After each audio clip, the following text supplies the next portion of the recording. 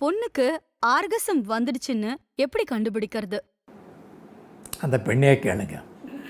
ஏங்க, உங்கள் ஆஃபீஸ் கேட்ட ப்ரமோஷன் வேணும், இன்க்ரிமெண்ட் வேணும், லீவ் வேணும், எந்த டைமில் போய் கேட்குறீங்க? நல்ல மூடில் இருக்காரா இல்லையான்னு தெரிஞ்சுக்கிட்டு தானே உள்ளே போகிறீங்க. அது எப்படி கண்டுபிடிச்சிங்க? முதல் நாளே கண்டுபிடிச்சிங்களா? அப்சர்வ் பண்ணுறோம். நம்ம பாஸுக்கு வந்து எப்பப்போ மூடு வரும், எப்போ மூடு வராதுன்ட்டு. அதே மாதிரி ஒய்ஃபோட முகத்தை பார்த்தாலே உங்களுக்கு தெரிஞ்சிடும் இல்லையா? எப்பவுமே ஒரு பெண் வந்து இன்பம் அந்தம்மா கிடச்சிதுன்னா, ஆர்காசம் வந்ததுன்னா முகம் திருப்தியாக இருக்கும், தெளிவாக இருக்கும். ஒரு டிஸ்சாட்டிஸ்ஃபைடாக ஒரு கடமை மாதிரி படுத்திருந்தாங்கன்னா பேசும் கிடையாது.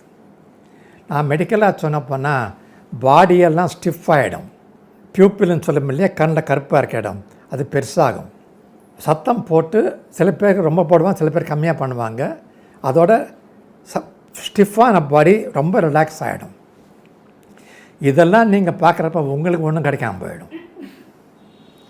ஆகையினால பெஸ்ட்டு வந்து அப்சர்வ் பண்ணி கண்டுவாங்க.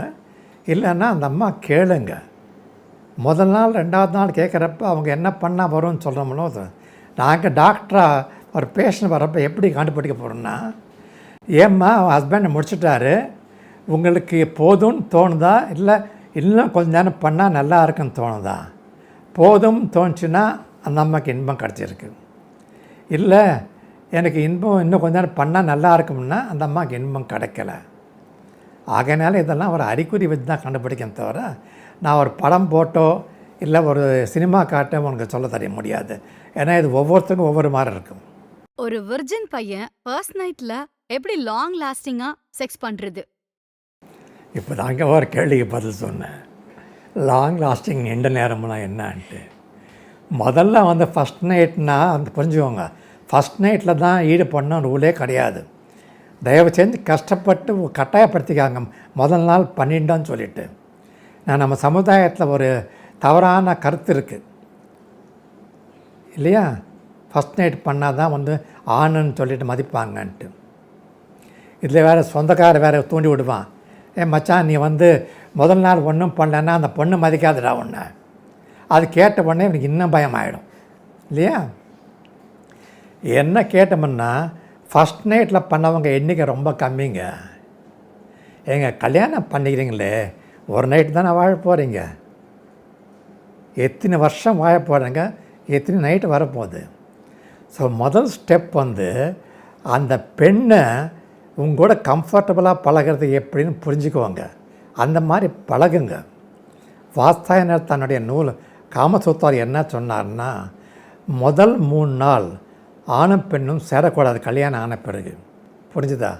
பெண்ணு கீழே படுக்கணும், ஆணை பெட்டு மேலே. அந்த காலத்தில் இருந்தார் ஆணாதிக்க சமுதாயம் அப்படி தான் சொன்னார். ஏன் பெண்ணு பெட்டு மேலே படக்கூடாது, ஆண் கீழே படுக்காதான் எனக்கு பதில் கிடையாது. அந்த புக்கில் இருக்கிறது நான் சொல்கிறேன். அடுத்தது சரசமான, அதாவது சிம்பிளாக இருக்கிற இதில் பேசி ஒருத்தரை மனதை ஒருத்தரை புரிஞ்சுக்கிட்டு அந்த பெண்ணை கம்ஃபர்டபுள் ஆகி பயமெல்லாம் போய் கம்ஃபர்டபுளாக ஆன பிறகு சேருங்க. அப்படின்னு என்ன அர்த்தம்? நீ எந்த மாதிரி செயல்பாடு ஈடுபட்டால், எந்த மாதிரி பேச்சுவார்த்தை நடத்தா அந்த பெண்ணை வந்து ரிலாக்ஸ் ஆவாங்க, ஒன்றுச்சு வசப்படாமல் நீங்கள் தெரிஞ்சுக்கணும் இல்லையா? அதெல்லாம் இல்லாமல் எடுத்த உடனே ஏதோ ஒரு ரன்னிங் ரேஸ் பாட மாதிரி முடிச்சுன்னு எப்படி முடியும்? அதுதான் ஃபஸ்ட்டு முக்கியம். இது சமுதாயத்து தவறான கருத்து இருக்குது. ஆன்மா அது மட்டும் இல்லை, என்கிட்ட பேஷண்ட்ஸ் வந்திருக்காங்க. என்கிட்ட கிளினிக் வர்றப்போ என் கிளினிக்கில் வந்து அந்த காலத்தில் 9 சேர், இப்போ கோவிட் நேரம் 4 தான் போட்டிருக்கேன். கிட்ட ஒரு 20 பேர் உட்காந்துருப்பாங்க. வந்தப்போ செக்ரட்டரியை கூப்பிட்டு கேட்பேன், ஏன்ப்பா இன்றைக்கி பேஷண்ட் நிறைய இருக்காங்களே? இல்லை சார், ஒரு பேஷண்ட்டு தான். என்னப்பா இத்தனை பேர் உட்காந்துருக்காங்களே? சார் பாதி பேர் பையன் வீட்டுக்காரங்க, பாதி பேர் பொண்ணு வீட்டுக்காரங்க. சார் என்ன செய்கிறது? அவனை அனுப்பு, முதல்ல அவன் அனுப்பு வருவான். என்னப்பா கஷ்டம் உனக்கு? சார் கல்யாணம் எப்பாச்சு? 2 நாள் தான் சார் ஆச்சு. ஏன் அதுக்குள்ளே வந்துட்டேன்? என்ன சார் ஃபஸ்ட் நைட் பண்ண முடியலன்னு ஒரே ரகடை பண்ணி எல்லாம் பண்ணிட்டாங்க சார். இப்போ எனக்கு இந்த விவாகரத்து வரைக்கும் போயிட்டாங்க சார். நீங்கள் எப்படியாவது சமாதானப்படுத்தினாங்க சார், என்னுடைய மேரேஜ் லைஃபை நிற்கும். சரி, இவரை அனுப்பிட்டு அப்புறம் அந்த அம்மா கூப்பிடுறோம். நம்ம அந்த ஓன்னு அழுது. என்ன அவரால் ஒன்றும் பண்ண முடியல சார். சரி, அவரால் ஒன்றும் பண்ண முடியல, நீங்கள் ஏதாவது பேசுனீங்களா? நான் ஒன்றும் பேசல சார், ஆன் தான் சார் முதல்ல பண்ணணும். சரி, அதுக்கப்புறம் வந்து என்னை அங்கே அப்பாவோ அண்ணனோ பேசணுன்னு ஆசைப்பட்றாங்க சார். சார் வர சொல்லுங்க. வந்த உடனே அந்த அண்ணன் அப்பாவோ ஆடுவார். சார் நீங்கள் அநியாயம் பார்த்தீங்களா? என்ன அநியாயம்? 6 லட்சம் ரூபாய் கடன் வாங்கி பொண்ணு கல்யாணம் பண்ண சார். என் பொண்ணு கழுத்தார் தாட்டாங்க சார். யோ, உன் கஷ்டம் 6 லட்சமா? உன் பொண்ணு சந்தோஷப்படலான்னு கஷ்டமா? நீங்களே யோசிச்சு செஞ்சு பாருங்கள். நீ ஒரு கடைக்கு போகிறீங்க, ஏதோ ஒரு கடை ஒரு இந்த எலக்ட்ரானிக்ஸ் விற்கிற இடத்துல ஒரு 50,000மோ லட்சமோ போட்டு ஒரு பெரிய நல்ல டிவி வாங்குறீங்க. வீட்டுக்கு வந்து சந்தோஷமாக அட்டகாசமாக ப்ளக் பண்ணுறீங்க, ஆன் பண்ணுறீங்க, ஒர்க் பண்ணல, எப்படி இருக்கும்? கடைக்காரன் ஏமாற்றிட்டாங்க தானே இருக்கும். அதே மாதிரி ஒரு 6 லட்சம் கடை வாங்கி ஒரு மாப்பிள்ளையை விறக்க வாங்கிட்டார். மாப்பிள்ளை வேலை செய்யலைன்னா கஷ்டமாக தானே இருக்கும். நம்ம சமுதாயம் பாருங்கள் எப்படி இருக்குன்ட்டு. 2 நாள் தாங்க ஆச்சு கல்யாணம். கொஞ்சம் டைம் விடணுங்க ஒருத்தரை புரிஞ்சுக்கிட்டு சேர்றதுக்கு. அந்த காலத்தில் 5 நாள் கல்யாணம்னாங்க. ஏன்? ஒருத்தரை புரிஞ்சிக்கிறதுக்காக டைம் கொடுத்துருக்காங்க. சில கம்யூனிட்டியில் நீங்கள் பார்த்தீங்கன்னா கல்யாணம் ஆன பிறகு பந்து விளையாட்டு, ஊஞ்சல் விளையாட்டு இதெல்லாம் இருக்கும். எதுக்கு? பேர் சொல்லுன்னு சொல்கிறது எதுக்கு? அந்த கூச்சம் போகும், 2 பேரும் ஃப்ரீயாகிடுவாங்க. இன்றைக்கி எப்படி ஆகுறது? ஏன்னா இன்றைக்கி எல்லாம் காஸ்ட் எஃபெக்டிவ் நடக்கணும். ஆஃப்டர்நூன் டு ஆஃப்டர்நூன் நினைக்கிறேன் நான். அதனால் கல்யாணத்துக்கு முந்தைய ரிசப்ஷன் வச்சுடுறோம். கல்யாணம் நடக்கலாம், ஹஸ்பண்ட் ஒய்ஃப் ஆகலை, ஆனால் ரிசப்ஷனை வச்சுடுறோம். அடுத்த நாள் வெட்டிங் காலையிலேயே கல்யாணம். அப்புறம் அன்றைக்கி நைட்டாக ஃபஸ்ட் நைட் தான் நின்றுட்டானே அவன். இங்கே திருப்பி என்ன ஃபஸ்ட் நைட் அவனுக்கு? எப்படி நடக்கும் சொல்லுங்கள்? நீங்கள் வெட்டிங் காலில் எழுந்துக்கணும், சாப்பிடக்கூடாது, அதுக்குள்ளே ஒருத்தன் வந்து செகண்ட் எடுப்பான், ஒருத்தன் இது கொடுப்பான், ஃபோட்டோகிராஃபர் இப்படி இல்லை அப்படி இல்லைன்னு சொல்லுவான். அதுக்கு பிறகு லஞ்ச் சாப்பிட்ணும், சாப்பிட்ட பிறகு சும்மா விட மாட்டாங்க, ஒருத்தன் வந்து எதாவது பேசிகிட்டு இருப்பான். அதுக்கப்புறம் வந்து நீங்கள் நைட்டு படுத்து தூங்கலான்னு இருக்கிறப்போ ஒன்று ரிசப்ஷன் ஃபஸ்ட் நைட்னு வச்சு எப்படி இருக்கும்? தூங்கலாமாடான்னு இருக்கும் 2 பேருக்குமே தான். அது புரிஞ்சிக்க மாட்டாங்க. 2வது சில இடத்துல வந்து என்ன சொல்லுவாங்கன்னா, நமக்கு ராசியானது நம்ம வீட்டில் நம்ம பழைய கட்டிலேயே இருக்கும், அந்த படுத்து பண்ணால் நல்லா இருக்குது, குழந்தை பிறப்பாங்கன்ட்டு. அந்த கொட்டில் உட்காந்து சத்தம் போடும். அந்த ரூமில் ஏசி இருக்காது, காற்று வராது. எப்படி அந்த ஆள் கம்ஃபர்டபுளாக இருக்க முடியும்?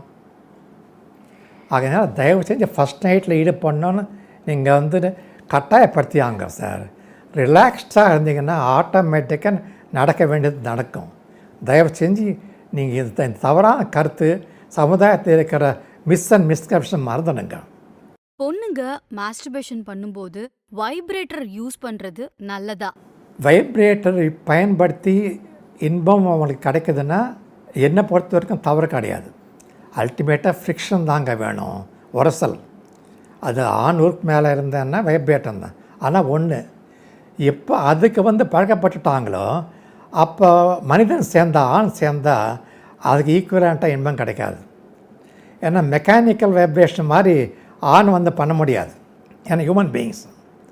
அதனால் வைப்ரேட்டர் யூஸ் பண்ணுறதா இருந்தால் ஒரு அடிஷ்னல் இதுக்கு இப்போ சொல்கிறேன், சாம்பார் மட்டும் பத்தாதுன்னா அப்பளம் வச்சுக்கிறோம், நீங்கள் இன்னொரு எக்ஸ்ட்ரா வெஜிடபிள் வச்சுக்கிறீங்க, அந்த மாதிரி வச்சுக்கிட்டால் பரவாயில்ல. தவிர இது வச்சு தான் வரணும்னா something is wrong with the sexual relationship. ஃபோர்ப்ளேயில் ஈடுபடலையா, ஒருத்தரை பிடிக்கலையா, ஹஸ்பண்டுக்கு சீக்கிரம் கல்லமா, இது மாதிரிலாம் இருந்தால் தான் தெரிஞ்சுக்கணும். தெரிஞ்சுக்கிட்டு அதை ட்ரீட்மெண்ட் கொடுத்தா சரியாக போயிடும். பட் பை மை செல்ஃப் மெடிக்கலாக நீங்கள் பார்த்தீங்கன்னா வைப்ரேட்டர் யூஸ் பண்ணுறதுனால தப்பு என்ன கிடையாது.